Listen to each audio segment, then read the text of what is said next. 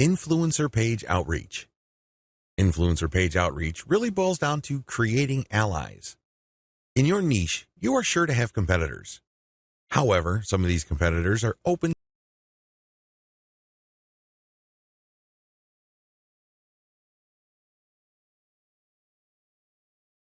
to cooperating with you.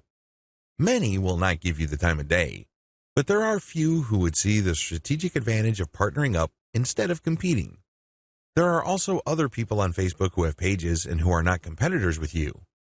They may even have a lot of fans. Here's how you build alliances with influence leaders on FB. Step number 1, find competitors. The first thing that you need to do is look at your notes when you reverse engineered your competitors. These people are in the same niche as you. After all, you study them to get to the industry standard content strategy as well as page layout and design for your own Facebook page. Next, you should look for non-competitors who specialize in your niche. There should be quite a few of these. These are not merchants or ones who provide services. They're not competing for the same dollars as you. Instead, they cater to the same audience as you. Try to find as many of these as possible. Step number 2, pay your dues by engaging. I know at this point it's very tempting to just go to a competitor's page and post a comment on one of their posts. In the comment, you're dropping a link to your page or to your website. You then repeat this many times on all their posts. Well, let me tell you, if you do this, you're going to get banned. Whatever links you put up will get deleted. It's a waste of time. Don't even think about it. The same applies to influential niche observers. These are non-competitors, but you shouldn't spam them either. Instead, you should pay your dues by engaging. How do you do this? First, you need to share high-quality content. It doesn't matter who wrote the content. It doesn't matter where that content goes to or links to. What's important is that it provides maximum value to anybody reading that content. It has to be on point. It has to deal with a specific theme or topic that you know that your target audience members are interested in. Next, you need to engage with people in terms of answering their questions. Try to be a facilitator. Try to be a mediator. Try to be the go-to source of information for your niche. If people are looking for statistics, go on Google and find them the statistics they're looking for. If they're looking for a video, go to YouTube and search for the content that they're looking for. The more you do this, the more people will pay attention to you because, let's face it, in any kind of online group communication platform, only a very few people actually produce high-quality content. You can count them on one hand most of the time. Everybody else is basically a leech. They take and take information, but they only give from time to time, if at all. Be that expert. Be that go-to resource. Another way you can engage is by asking questions. Now, these questions should not be very basic or dumb questions. Instead, they should be deep, insightful questions. You can also ask questions that try to tie many issues together. Many people are concerned about many different issues. When you ask questions that tie all these together, it can be very useful. You should also give feedback to people's responses. You have to do this in a respectful way. You cannot come off as a hater or somebody who's just plain negative. There is such a thing as constructive feedback. Remember, the name of the game here is to add value to the places that you're on. This means sharing information and enhancing information through proper questions and feedback. Step number 3, become credible, then reach out. At a certain point, people will start asking for you by name. People will try to reach out to you via Messenger. That's when you know that you have become an asset to these groups. That's when you know that you are on people's radars. You're not just this random person showing up every once in a while dropping a link. Instead, you're that person that helps keep these groups together. This is when you reach out. This is when you try to engage with the group admin. Usually, the best way to do this is when they engage with you. Maybe they mention your name, or they send you a message on Messenger. Whatever the case may be, try to wait for them, or reach a high enough level of engagement and acknowledgement from other community members before you reach out. What are you going to be reaching out for? Well, there are many different opportunities on the table. You can ask to swap content with your page. Most page admins don't have a problem with this. You can also ask for a shout-out. Basically, the admin of the page that you're on will tell page fans to check out your page because your page is a friend of the page they run. You can go through some ideas regarding joint events. Now, please keep in mind that this is not like a real event where people have to physically go somewhere, or you have to rent out some hall, rent out security, or get food. No. This is an online event, maybe a seminar, a live Facebook session conducted from 2 locations, or it can be an interview. Another opportunity on the table is, of course, guest blogging. You probably don't need me to remind you of how value-packed this is. Not only do you get eyeballs to your link, which can produce direct traffic, but you also get tremendous search engine optimization benefits if the partner has a high-value blog. You can also reach out for infographics. This means you create an infographic and you get the admin to post the infographic on their blog with a link back to you. Again, this boosts your SEO chances. Finally, you can collaborate on content. This is custom content intended for both your audiences. Regardless of how you cut it, influencer page outreach is a very powerful way to market on Facebook for absolutely free. Seriously, your only investment is your time. And what makes it so awesome is the fact that you are leveraging the hard-won credibility and authority of your partner. They've been there before. They put in the work and the time to develop a rapport and a solid brand with the people that follow them. When they give you a shout-out or they feature your content, or they co-host an event with you, they lend you some of their fame, which makes you credible. You're no longer some random stranger who came out of nowhere. Instead, people get this idea in their minds that if somebody they respect and admire recommends a new person, then I'll give that new person a shot. Maybe that new person is worthy of my admiration and respect. Building alliances with influential niche players is definitely worth doing. But please keep in mind that it does take time. However, if you are passionate about your niche and you view your Facebook marketing business as a real business, then this should not be a problem for you. Paid Page Boost Campaign. Another way you can get a lot of traffic from Facebook is by using a paid page boost. Basically, you are paying for the promotion of your page. This is different from a page post boost. You're not promoting the content of your page, you're promoting the page itself. This is a great way to get page likes and to broaden the statistical demographics of your page. And why is this important? Why is it a big deal that you get a broad statistical demographic snapshot of people truly interested in whatever it is you are promoting? You have to understand that Facebook works best when you target people by their interests.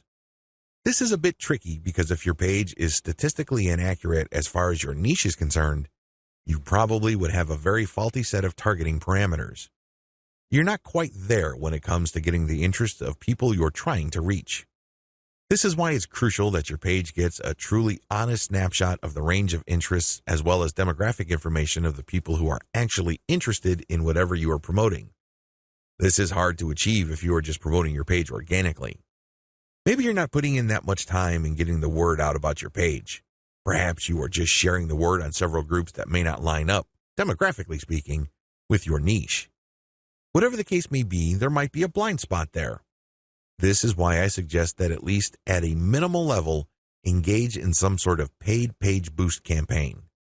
Make sure your page is mature enough before you launch a paid page boost campaign. Make sure that your page has been around for a long enough time for it to build up enough user insight as well as engagement levels for you to accurately target the demographic you should begin with. This is important. If you're able to pull this off, then your demographics will help you run more successful campaigns involving your content or your direct traffic campaigns. These are campaigns that direct traffic from Facebook directly to your target website.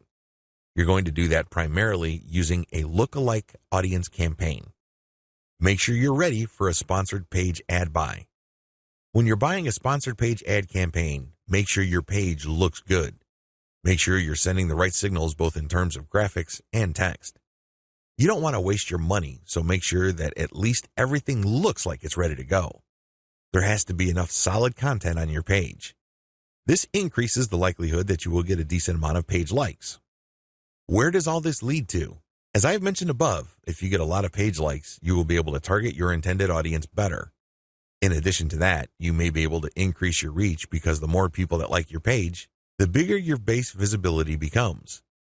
If a lot of those people actively engage with your content, that percentage increases, but you're still dealing with the reality that your content will only reach a fairly small percentage of the people who have expressed interest in your content.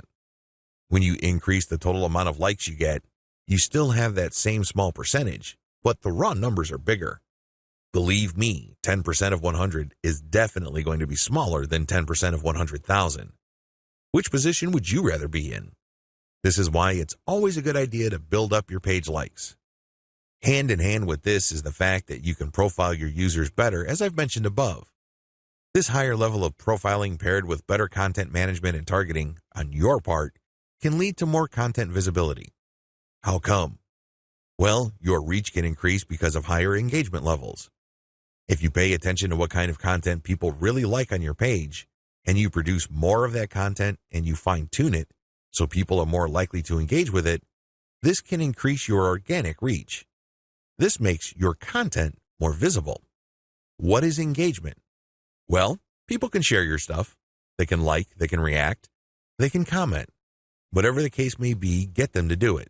And the best way to do this, of course, is to make sure that the right people are attracted to your page and you put the right content in front of the right eyeballs. Unfortunately, this doesn't happen overnight. It is neither smooth nor easy. It's one of those things that you figure out on your own on a trial and error basis. But you do have powerful tools like Facebook's Audience Insights to see which content is resonating with your audience members. You can't just set this up and forget about it. You have to actively monitor it. You have to look for patterns. But the crucial ingredient to all of this is that your page gets enough likes. That's why you have to promote it at some point. Paid traffic campaigns. For this section, I'm defining paid traffic campaigns in two forms. I can pay to boost the post, or I can pay for direct traffic to my target website. Please note that I have presented this information in that order. Boost posts first, and then pay for direct traffic. There's a reason for this. If you don't master Facebook's traffic to your page posts, then it doesn't make sense to go directly to your target website. You probably are going to spend a tremendous amount of money, time, and effort only to have very little to show for all that. It's better to boost a post in a strategic way so you can understand what kind of content connects with your intended audience. You will then be able to drive traffic to your website. You're actually killing several birds with one stone. By focusing on boosting a post, you can get more page likes, you can get more branding opportunities, and you can also get click-throughs to your target website in the form of a content link. Here's how it works. Post boosts. First, target a lookalike audience based on your user insight demographic. In other words, Facebook is going to show your ad to a fresh set of users who share the same demographic details and interests as your current page fans. People with these similarities are more likely to like your content. You're not going to pay Facebook to show your post to people who have already liked your page. Instead, you are trying to get fresh eyeballs to your page posts. You do run quite a bit of risk. Existing audience post boosts.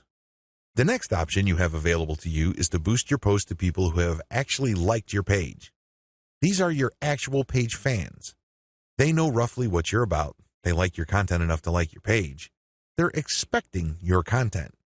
Unfortunately, like I said earlier, Facebook only shows your content to a small fraction of people who liked your content.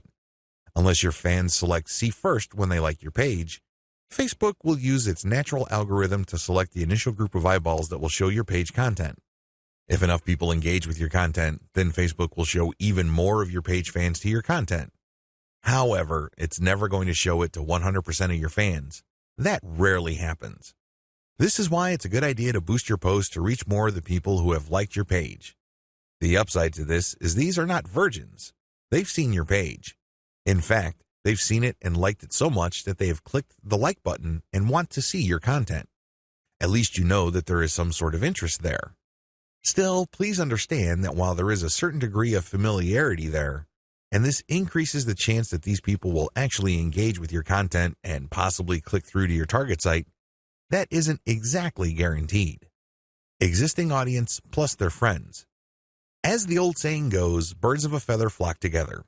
Friends usually have shared interests. In fact, if you think about it hard enough, that's the main reason we became friends in the first place. We have certain interests in common. We have certain things to talk about, and that's why we're friends. Makes a lot of sense, right?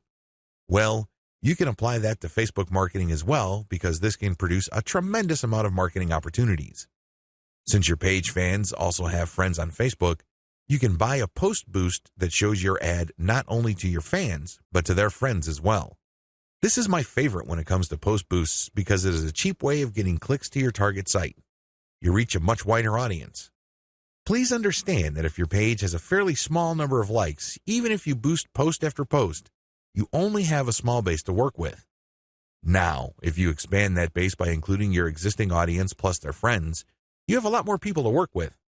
You are operating with some level of confidence because you know that friends usually have shared interests. This translates to possibly cheap clicks to your target site.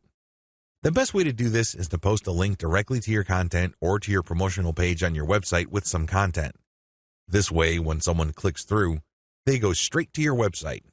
They can read your commentary and some preview text, but the text should call them to action. This is the cleanest way to get direct traffic cheaply using post boosts targeting your existing audience and their friends. Direct traffic to your target site. The next option is to promote a target URL directly. It doesn't show a post from your page. It just goes directly to your target website paired with a picture. This is the direct traffic option on Facebook. To become successful with this, you have to use the lookalike audience based on your engaged users' insight data. In other words, your Facebook page should be mature enough for you to get solid consumer intelligence that you can then use to target potentially interested audiences on Facebook. That's the best way to do this. There are other ways. You can run raw targeting. Basically, you're not relying on user insight.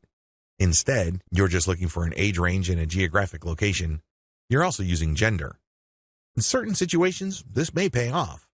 In fact, you may get better results than lookalike audiences, but generally speaking, you should focus on using the consumer intelligence your Facebook page gathered so you can reach people who are very similar to people you know have demonstrated a solid interest in whatever it is you're promoting.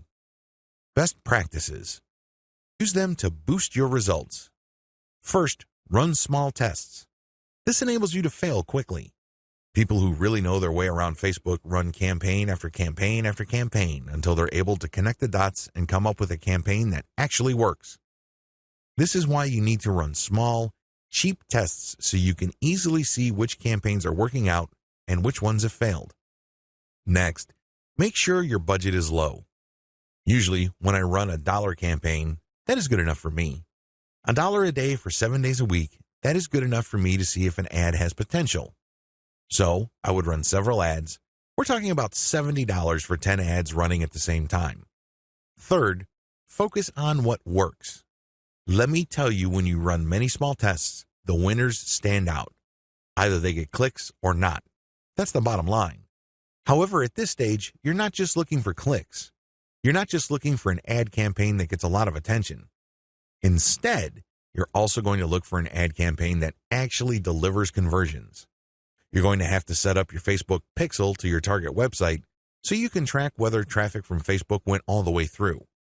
I'm not just talking about traffic produced when people click on your link and they go to a content page and they leave. That's worthless. That's not going to help you. That traffic has to go to the content page, go to the sales page, and eventually make it to the shopping cart. That's when you know your campaign actually has traction. Focus on what works. Focus on what gets a high click-through rate paired with a conversion rate. However, to get there, you're going to have to burn through many ads. This is not going to jump out at you. It's not going to be obvious. It's not going to be easy. Once you have identified that ad and you've fine-tuned it, then scale it up. That's how this works. Basically, you focus on what works and then pour real money into it. Paid lead generation campaigns. Did you know that on Facebook you can collect email? That's right, you can collect leads. It's pretty straightforward. You can run ad campaigns with a lead collection button. It can be find out more, sign up, or other language. Regardless, if you're running this type of campaign, it must be highly targeted. It's really important that your targeting is spot on. I put this part of Facebook ad marketing at this point in the list of marketing methods because this takes quite a bit of work. You should be quite familiar with Facebook before you even try this. You should know your way around Facebook's ad system before you engage in paid lead generation because it can get quite expensive. If your ad doesn't get many clicks or it's super finely targeted, you don't really have that many people to work with, and this can drive up your costs. You have to know how to optimize your ad campaigns on Facebook for this to make sense. You can optimize on many levels. There are 3 levels you can optimize. Level 1, you can tweak the freebie you're giving away. This is the free stuff that you're giving away, so people are motivated to enter their email address into your form. Maybe you're giving away free membership access. Perhaps you're giving away a booklet or a book or a report, a set of templates, a set of graphics, possibly even giving away software or a mobile app.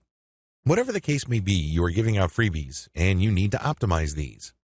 What I mean by that is the freebie that you give must motivate the most people in your target audience to sign up for your mailing list. This is not easy. You cannot assume that just because you think that your booklet is awesome or is the next best thing since sliced bread doesn't automatically mean people will agree with you. It doesn't work that way. You may have to switch from one freebie to the other until you get a high enough sign-up rate that would tell you that the freebie that you have selected is the right one. Thankfully, this is fairly easy to do with Facebook. You basically run different ads that offer different premiums. Level 2. Level 2 optimization focuses on optimizing your ad copy. As I've mentioned above, lead generation campaigns on Facebook can and do get very expensive. It seems like you're doing all this for basically a handful of emails.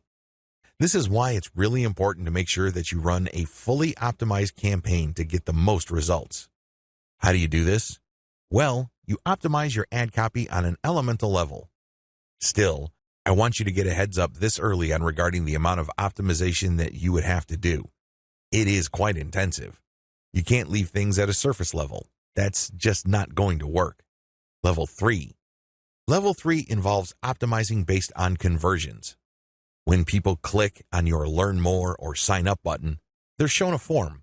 You're going to have to keep tweaking that form to say what it needs to say to convert as much of your traffic into list members as much as possible. This takes quite a bit of time and attention to detail. Again, you have to run these experiments while minimizing your costs. Once you find out something that works, optimize it to increase its level of conversion.